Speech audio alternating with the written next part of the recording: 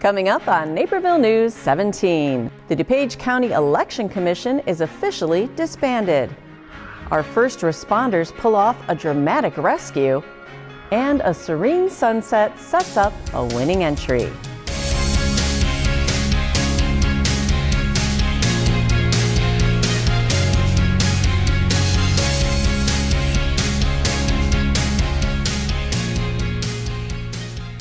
Hello everyone, I'm Kim Pierce. Thanks for joining us for this week's Naperville News. The DuPage County Election Commission is disbanding and merging its functions with the county clerk's office. Naperville News 17's Christine Lena has more about that merger. After a decade-long push by DuPage County Board Chairman Dan Cronin, approval from voters last March, and the change of a state law in July, the county board has voted in favor of the dissolution of the Election Commission starting immediately. 11 voting aye, 7 voting nay, and the resolution is adopted. Aside from an estimated $300,000 in annual savings to county taxpayers, the merger will streamline services, with the county clerk helming the commission's duties and addressing past problems at the polls. The push for the vote came as a majority of the board, those being Republican, felt it was necessary to adopt the merger as soon as possible for the April 2nd election. If we don't consolidate now, what signal does this send to the municipal people who are running in the elections this April?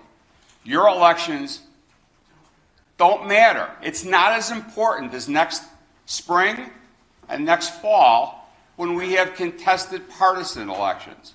I come from municipal government, and I can tell you that it's probably the most important level of government because it's the closest to the people. But many public commenters, Democrats on the board, and the county clerk herself, Jean Kazmierek, were against pushing the merger forward just yet. Their preference was to wait until after the April election to give the county clerk's office enough of a transition period to prepare for the new functions they'd be taking on. I'm up for the challenge. I just believe that the best time to do it is after we have a implementation plan in process. Right now we don't have that. And we really were thinking that we were going to have this May 1st effective date until the end of last week. And so we really haven't had much time to then meet with every single county board member and discuss our research.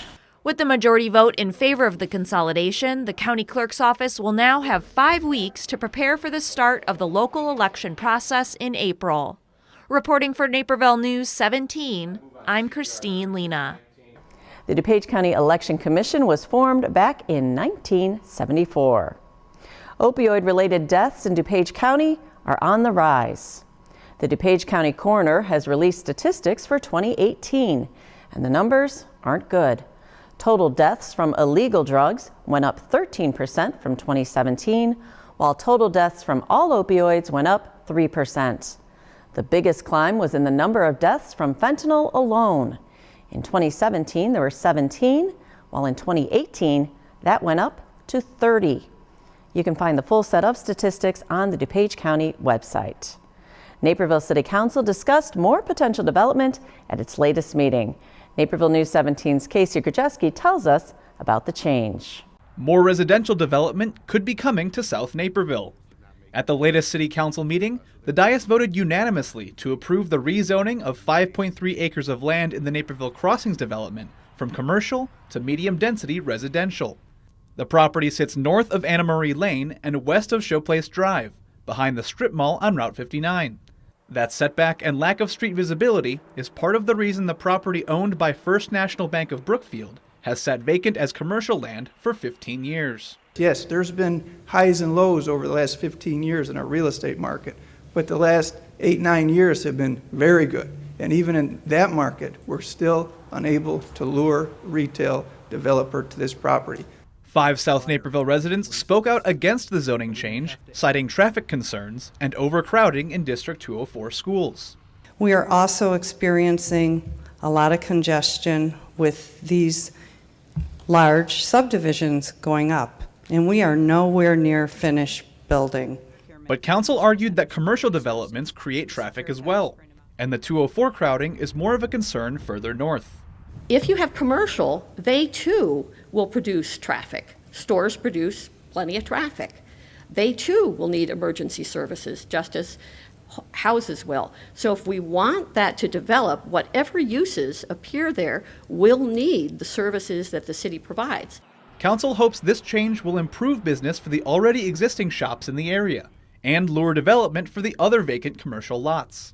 The zoning change comes during a time when other South Naperville locations are also being tapped for residential development. That includes the Polo Club location on 119th Street and Wagner Farms. For Naperville News 17, I'm Casey Krajewski. Council also tabled a discussion on trademark infringement of the Water Street District name. The town of Henderson, Nevada owns exclusive rights to the phrase Water Street District and sent a letter to Naperville officials threatening litigation if Naperville continued to use the name. Henderson did not request the name be removed from already existing city ordinances, but did ask that Naperville stop using Water Street District when referring to the area in the future. Council requested more time to speak with the city's legal team before approving the settlement between the cities. After the break, revisions continue on the proposed Polo Club development.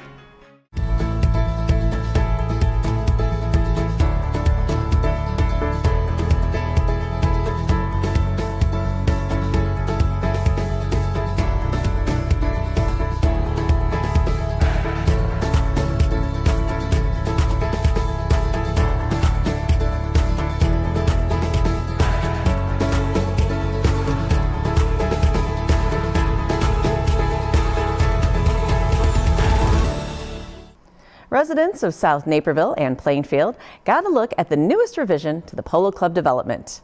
Naperville News 17's Christine Lena fills us in on the changes. Since June, developer D.R. Horton has gone through many revisions of their plans to annex and develop the unincorporated 119th Street polo fields. After residents and city staff voiced concern on the size of the proposal in many meetings, D.R. Horton presented its latest revision at an open house. It's come down a lot from the original 723 units, but it's still at 500, which is a very high density compared to our neighborhood in Wolf Creek, where we have 82 homes on the same amount of land. Our issue is, of course, the density and the traffic that's coming from it and the safety issues that will arise. Those 500 units are 30% less than the original proposal. The other major difference is the replacement of 290 apartment units with 269 traditional townhomes. And they added a buffer, a 30-foot buffer, which is great. That's adjacent to all of South Point, so that was an improvement as well. So, we appreciate their efforts. But even with these steps in the right direction, neighbors of the area still feel the density is too high at 4.5 households per acre. South Point subdivision to the north is only 1.9 per acre. I don't think the roads can support it. I think that's the biggest thing, is that it's going to be a traffic jam at 119th, at 111th, at Route 59, which, as we all know, is a major corridor with significant amount of through traffic anyhow.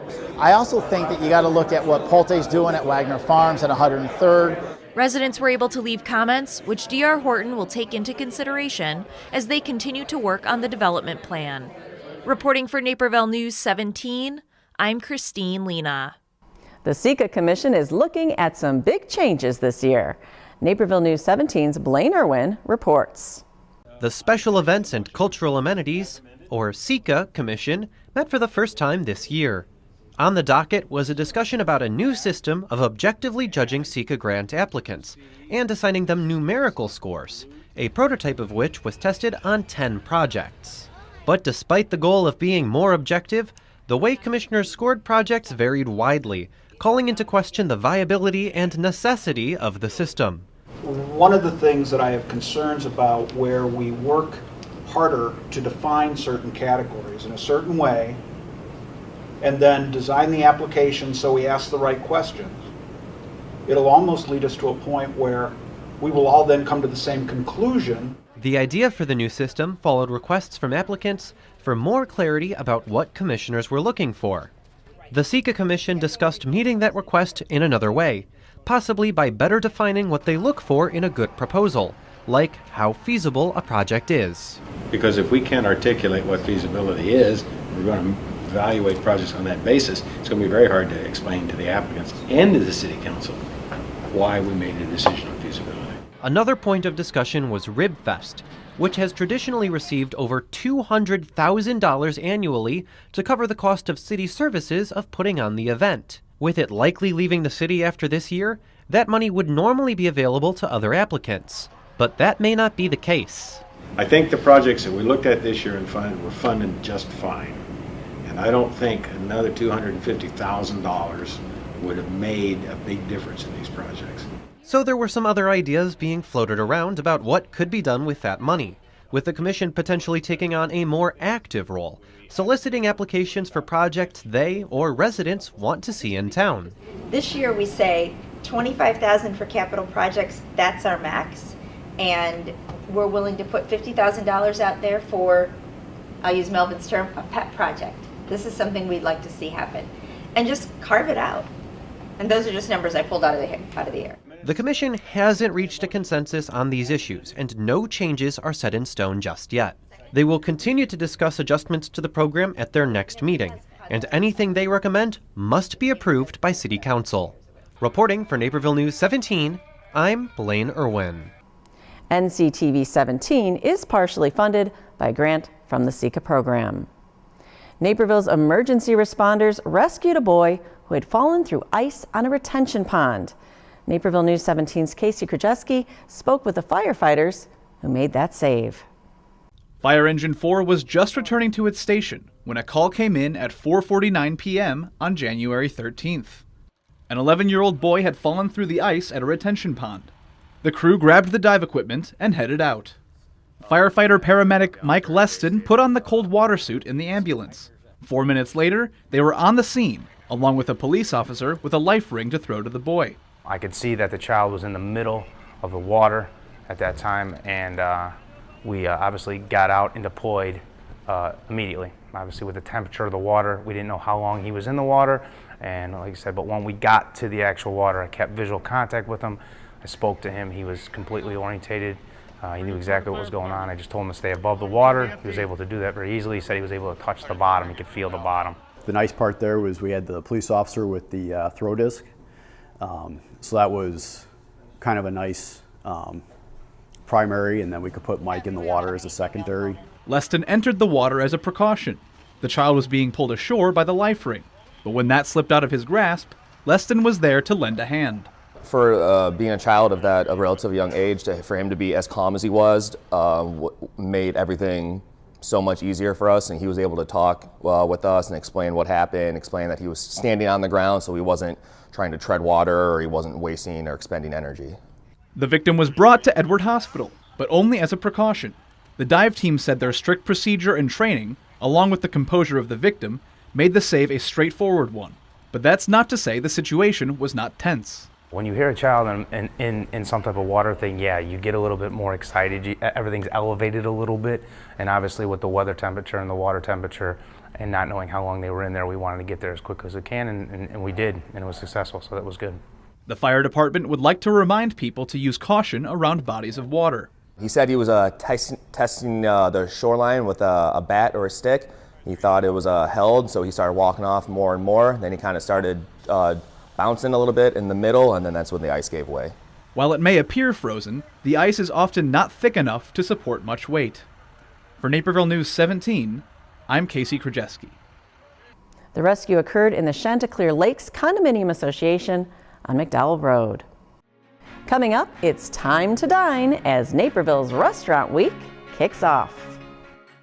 Since 2001, families and friends have been caught reading Positively Naperville. At home, around town, and all over the world. Thanks for reading, in print and online. We live in a safe community, but not a crime-free community. If you see something, say something. Be a Naperville Crime Stopper.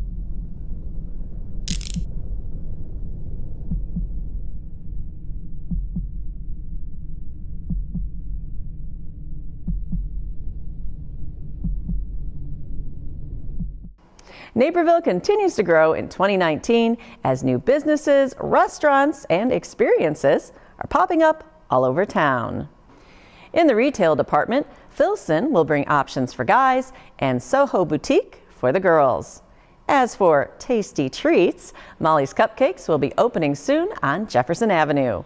Or, if you're in for some fun, Virtual Reality 360 is coming to River Square, along with Restaurant Shaku. But for all of these new businesses to stay, they'll need you to give your support. It's always a good reminder to put your money where your heart is, both figuratively and literally, that if you love a business, support that business. That will keep it here.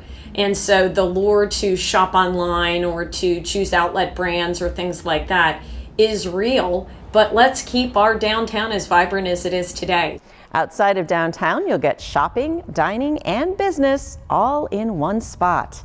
The Mall of India is expected to open up in July on Route 59 in a building that has stood vacant for 5 years.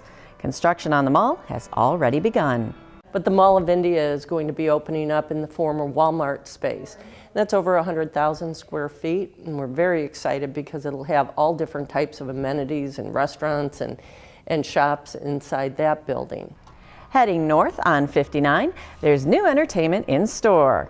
Whirly Ball will be bringing their game near Citygate Center and Topgolf this year, and Urban Air Trampoline Park will be opening up in the former Babies R Us building alongside Marshall's.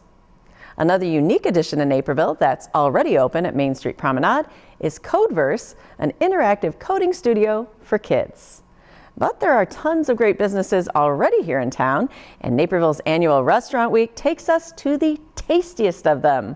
Naperville News 17's Blaine Irwin shares some of the deals to be found all around town. From downtown Naperville's bustling restaurants to eateries on both the north and south ends of town, there are deals to be found all over for Naperville's annual Restaurant Week, which actually lasts for 2 weeks, from January 20th to February 3rd. It provides a boost in business during a time that many restaurants see a slowdown. January, February, post-holidays, sort of a downtime. We find that both in travel as well as in hospitality. So it's a little bit of a slow time before Valentine's Day, but after the holidays. Deals range from daily discounts at restaurants like South Naperville's Little Italian Naperville and a Delicious Indian restaurant to a prefix menu at Paris Bistro at Naperville Crossings, with options for appetizers, salads, and crepes. It's the French restaurant's second year participating. We usually busy on January, but with the restaurant we get busier. And people likes it. Now, not too many people knew about Paris Bistro. Now they know more about us, and we have more people. Of course, downtown Naperville's restaurants are getting in on the action. Prefix options are available at Water Street's Santo Cielo, while Nando's Peri Peri and Jimmy's Grill have daily discounts, even if the cold weather means Jimmy's coveted patio seating is closed. North Naperville's Up North Ale House offers a free appetizer as a daily discount, while Las Palmas Mexican Restaurant and Citygate Grill have more prefix offerings, allowing for a taste of several sections of the menu at a discounted price. We did a 3-course prefix so that, you could try an appetizer, a salad, and an entree. And then obviously you can always order dessert. Do the discounts on delicious food work? Well, according to Christine Jeffries, the program has been a savory success. So seeing a bump of 20 or 30% that's driven by the Restaurant Week can be very important to their bottom line. You can check out a full list of participating restaurants and what they have to offer at dinenaperville.com. For Naperville News 17, I'm Blaine Irwin. NCTV 17 has also featured many participating restaurants in Dine Around Naperville, which you can watch at nctv17.com. A new tuition policy gives Benedictine students a break heading into next year. The university announced it is freezing tuition and fees for the 2019-2020 school year. That was a conscious decision we made because we took a look what's right for Benedictine. We really didn't look at everything or everybody else, or everybody talks about the competition. We really looked at where we were in the marketplace and what we could do to help.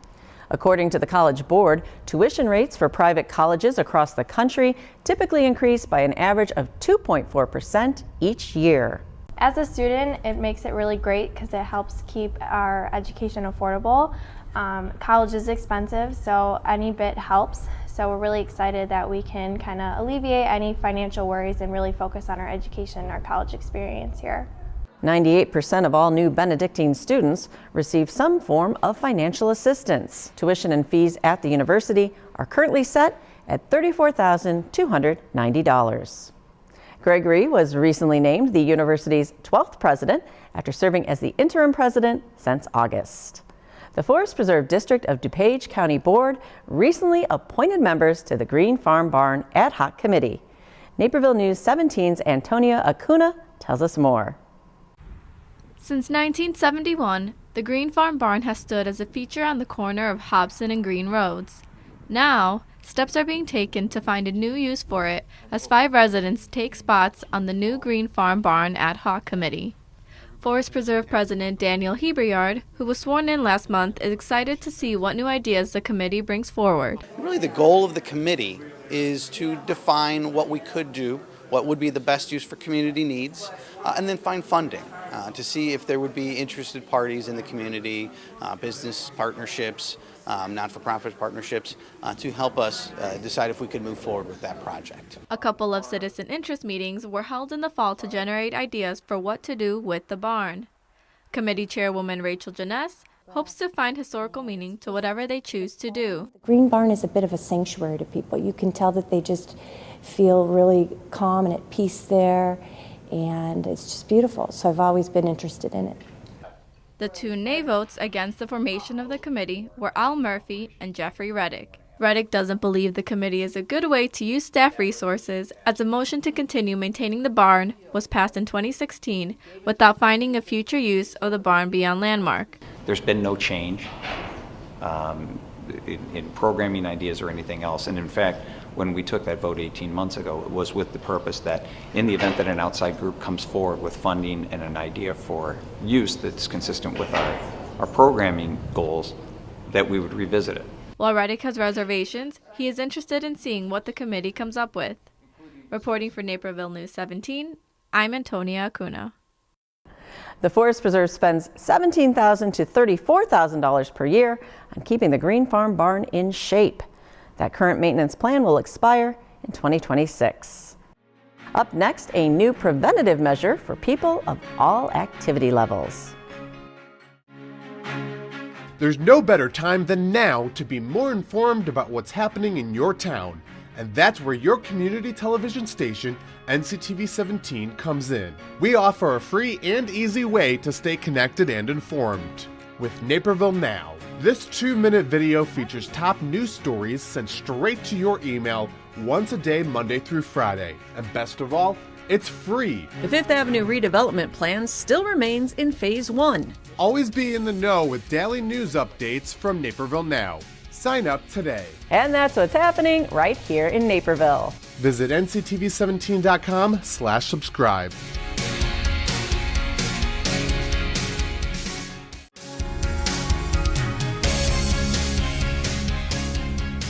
We're here inside the labs to find out what RPR is from Neuqua Valley track and field coach and RPR specialist, Mike Kennedy. We're here inside the labs and Mike here with me. And first thing I want to know is what exactly is RPR? So RPR is Reflexive Performance Reset. What we're trying to do is reset muscles so that they can perform correctly in exercise or competition. We want our athletes to be at their best when they're trying to work out, when they're trying to race, and so to do that, we reset muscles so that they can perform optimally. We're utilizing the reflexes of the body. That's why it's Reflexive Performance Reset. There are certain reflexes in the body that when you push into them, that muscle starts to fire correctly. So what we started doing is we implemented this with the track and field team at Neuqua Valley, and actually the top 3 teams in the state last year were all teams that practice RPR, all practicing performance, making sure that their athletes are ready to perform when it matters. And it seems to be paying off for those teams quite a bit. Who's the top team? So we were the state champions last year. We were the state champions, and we practiced RPR quite a bit. Even our cross country team this past season we practiced RPR. We had some athletes who were pretty chronically injured. We started doing that. We started teaching them how to do it. All of a sudden, they started doing a lot better and started getting away from injury. We talk a lot about athletes, but everyday kind of wear and tear on the body, everyday tasks. Can the average person walk in and kind of benefit from this? Absolutely. There are so many things that the body can do to try to help itself out that may not be in its overall best interest. For instance, maybe your glutes are not firing correctly, so your quads start taking over, and you start developing other issues. Well, you may not actually have an issue in that area of body, so once we put you back in balance, those things might actually start to feel better. It's just that once you start overusing a certain part of your body, it gets exhausted, it gets injured, and that's exactly what we don't want. So we try to eliminate some of those compensation patterns so that you can, again, do the things you want to do. With all of that in mind, it's time to put RPR to the test. Are you ready? Yes. Okay, so I'm going to test you before, Sure. I'm going to test you afterwards. Okay. So here we go.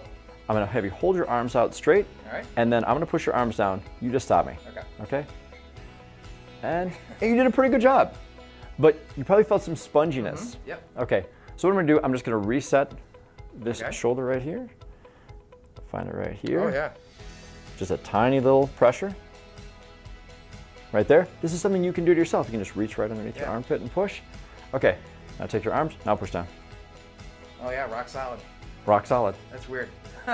For more information on RPR, visit reflexiveperformance.com, and to find Mike, you can go to chaseyourvictory.com.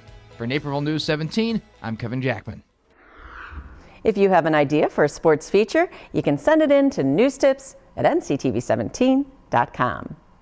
A Naperville woman's sunset photo was a colorful win in the Forest Preserve District of Will County's December photo contest. Nancy Havener was diagnosed with breast cancer in 2014. As she traveled to and from treatments, she found inspiration in nature, leading to an unexpected new hobby, photography. Wayland Lake became a favorite stop. So I started coming here on my Fridays as I went through radiation, and it was just a time of reflection, and I would pray and just be thankful that I made it through another week. The retired band director started by snapping photos of birds around the area. She began submitting her work to contests and won big last month in the Preserve the Moment contest with this sunset photo over Wayland Lake. Havener hopes other cancer survivors and seniors can find new adventures like she has with photography. And I want to be the best photographer that this old lady can ever be. And you can find more information about the Will County Forest Preserve's photo contests on their website. And that's what's happening right here in your neighborhood, Naperville. We'll see you next week. Until then, you can follow us on Facebook, Twitter, Instagram, and of course, our website, nctv17.com, for daily updates. This week's Naperville News 17 is brought to you in part by the following sponsors.